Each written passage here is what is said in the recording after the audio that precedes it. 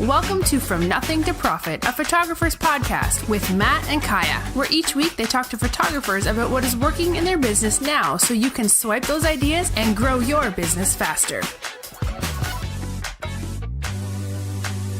Hey everybody, welcome back to From Nothing to Profit. So if you are a big fan of Kaya, this will be your show because this is our New Year's show. And if you're listening to this when it first came out, it came out on New Year's Eve. And I wanted to interview Kaya because she does this really cool thing, and I'm going to give her the floor to kind of explain it. But her and her husband do this thing every year where they come up with a word of the year to kind of focus their business. And she told me this a couple of years ago, and it kind of just blew my mind when she told me about it. And I'm not very good about it, but this is going to be the year I'm going to do it. And so part of the show is to teach you guys all what she's doing, but also to hold me accountable so I actually do this year. So Kaya, I'm going to pass the floor to you. Tell us about this whole New Year's thing that you do with the word and all that stuff. Okay, well, I'm super excited to share this because it's been something that was really unexpectedly positive. And you know how sometimes you're like, okay, I know I need to do this. It's going to be so good for me, especially with the new year. You're like, I'm going to lose weight. I'm going to start exercising. I'm going to give up pop, whatever, or soda, whatever that type of thing is. And this was actually just something totally off the cuff that we started doing. And I had read, I'm definitely not the first person to do this at all. I actually knew one of my employees probably 15 or 20 years ago told me that her mom had her do this every year. And what she would do is choose a word and then make a collage out of magazine images that described that word and then put it on the wall and look at that all year long. And I thought, oh, that's clever. And her first word, I think, was journey or something like that. And I thought that was really clever. And I didn't do anything about it. But I was reading maybe on a blogger's site or something like that about someone choosing a word of the year. And I had been meeting with my best friend from college. We'd been meeting for coffee every morning to talk and then pray together about things. And I said, what if we do this together? And she's super into words. Her love language is words of affirmation. Mine is not. Mine is touch, but no one can send me hugs if you want. But I thought she would really enjoy doing that together. And so we talked about it and we came up with our words that we were going to do. And so it was something that we kind of talked about throughout the year. And I told Andy about it, my husband. And at the time he was starting to blog. And so he decided to do it with us as well. And he kind of just did it because we did it and I was talking about it, but it wasn't something that Andy and I personally made this big, we didn't have dinner together with candlelight and choose our word or something like that. It was all just kind of off the cuff. And it's been really interesting. I pulled up my list. And so you and Andy have different words because the word is much more personal to you and what you want to work on than it is like a family word. Yes. Okay. Absolutely. Yeah. So we actually, and they don't do it every year, but we encourage our kids to choose a word and we talk about it. And a lot of times our youngest will choose whatever Andy chooses. Yeah, right. It's pretty sweet. But some years they choose things that are really brave, really surprising. And it's been fun to see what they do as well too. Okay, so do you have a couple of your words that you've done over the year? Yeah. So we started doing this in 2011. And so it will have been 8 years this year. And so my first word was create. And a lot of times what I'll do, because, obviously I just started in January and I have a little bit more free time in January. And so that year I did I watercolored and painted create and did these little designs and things like that. And then I put it on my phone. I'm not a super crafty person, but then every once in a while I'll sit down and just do something that comes into my head. So it's not like I do that kind of thing a lot. So create was my first year. And then my second year, this was a hard year, was stewardship. And so I just wanted to take care of all my stuff. We had some land and then of course my kids. And I felt like I wanted to step up my care of things. And then 2013 was believe. And that was a big year. That one, some years, I've chosen something that's more like like a do thing. Yeah, like an action. And then some years I've chosen something that's like really super internal.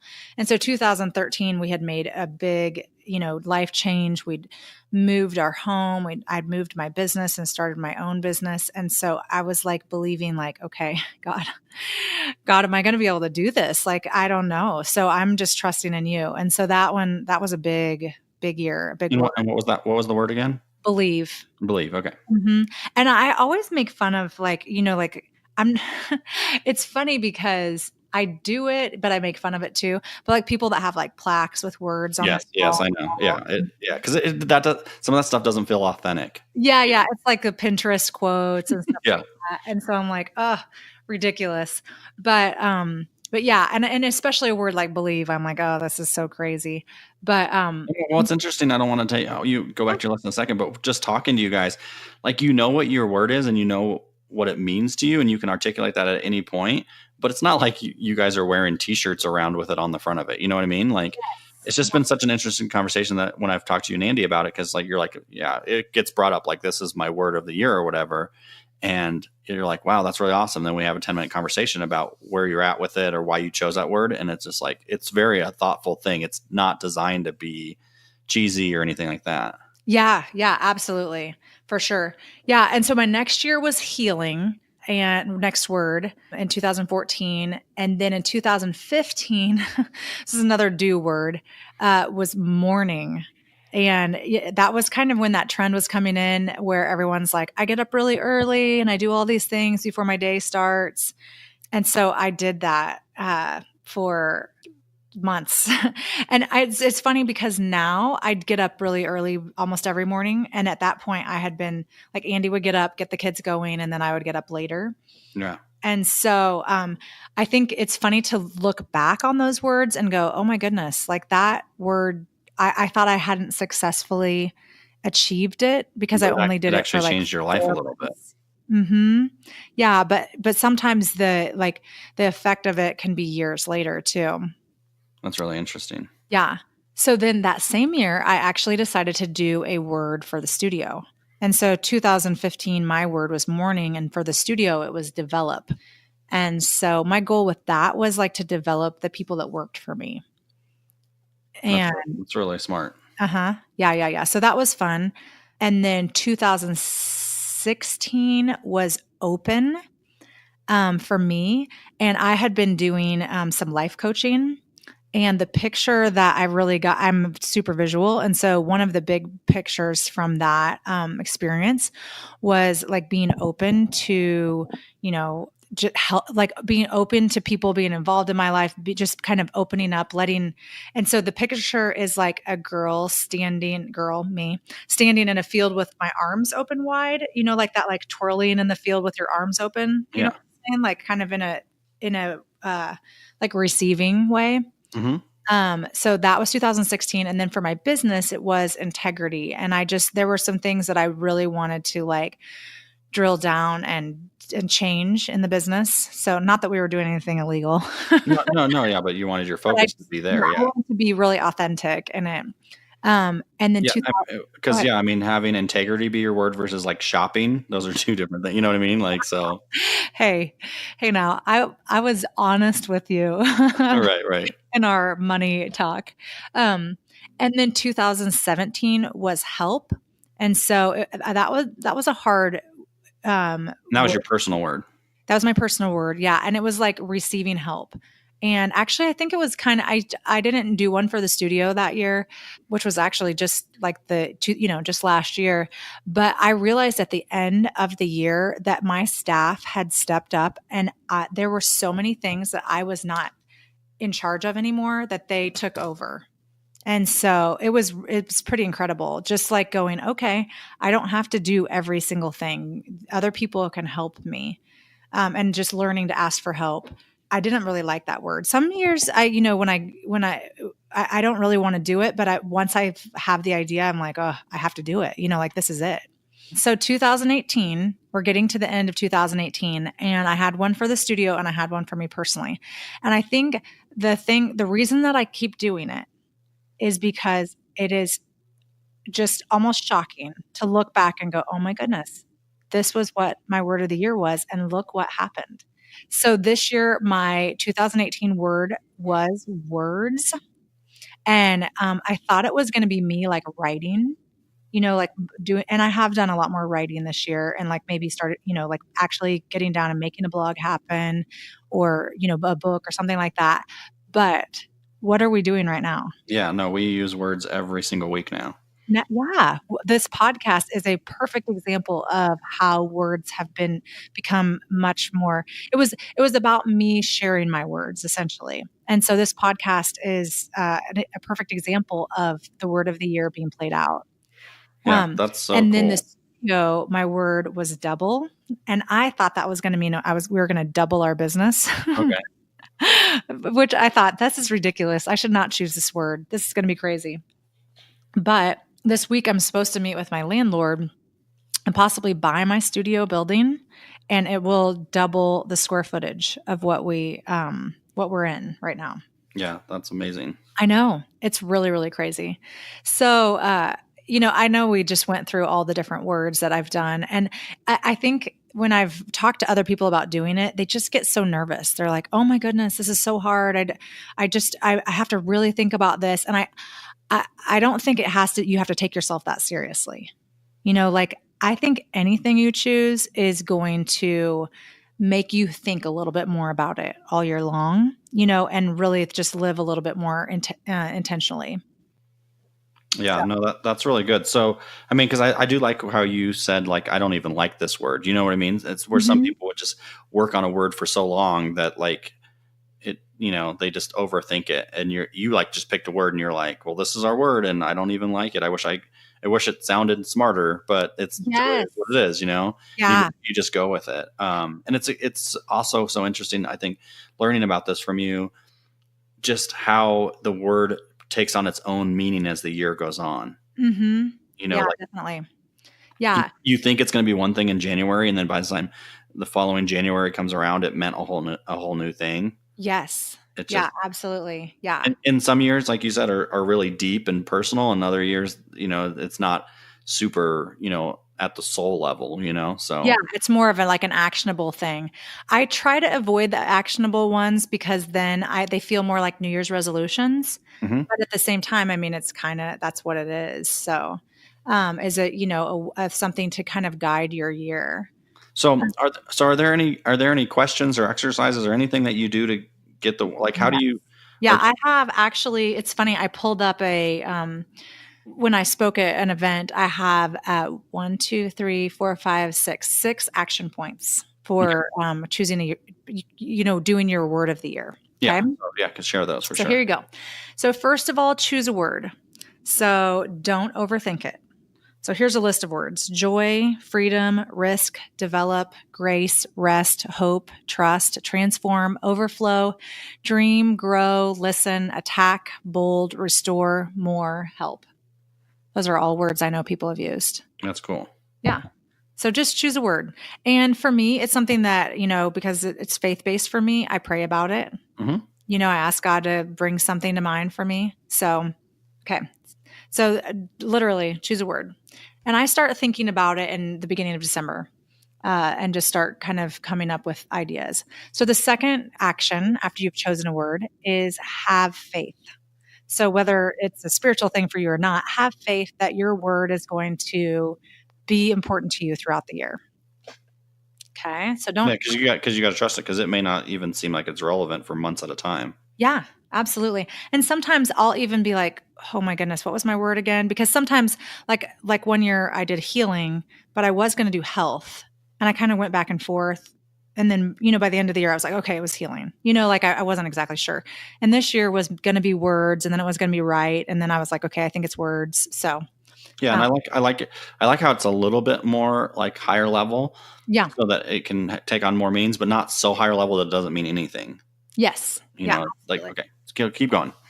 Okay. So then the third thing after you choose your word and then you choose to have faith is look for signs.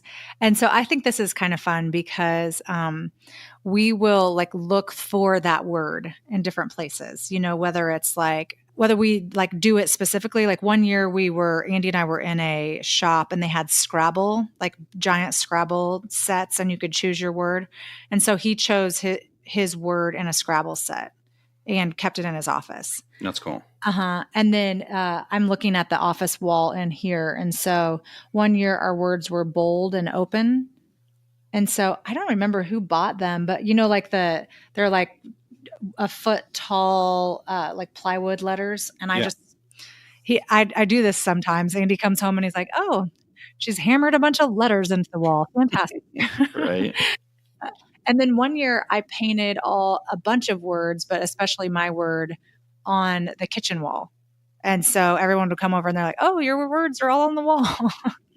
So those are not necessarily looking for signs. Those are creating signs, but yeah, so we look for the word and kind of, it always seems to jump out at me.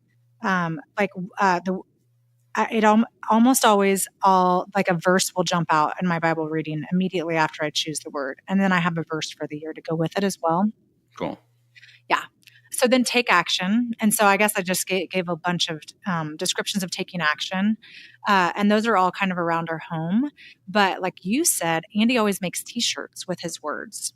Right. And then he wears them and then he sells them to people and gives that money to kids in Mexico.